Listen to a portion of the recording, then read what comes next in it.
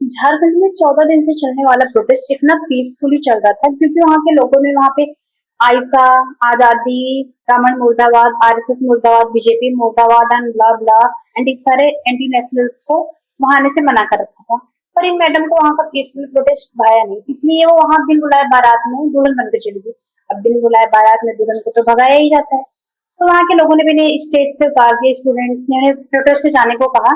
इसी बीच किसी स्टूडेंट ने आके इनके ऊपर इंक डाल दिया जस्ट बिकॉज की उमर खालिद की सपोर्टर है और सबको लगता है कि उमर खालिद रियलिटी में एंटी नेशनलिस्ट है, इसलिए उनके ऊपर इंक डाल दिया गया। उसके बाद ये फिर वहां पे बीजेपी का और आरएसएस का ब्ला चलाने लग गई है।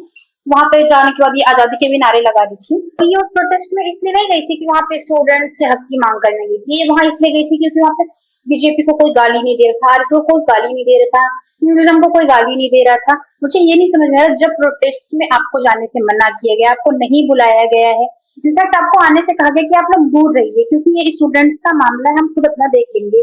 फिर भी आप पहुंच भी जाती हैं पीस भंग करने के लिए और आप कहती हैं कि वहां पे बीजेपी के लोग, बीजेपी के गुंडाई, आरएसएस के गुंडाई मेरे ऊपर इंक डाल रहे हैं।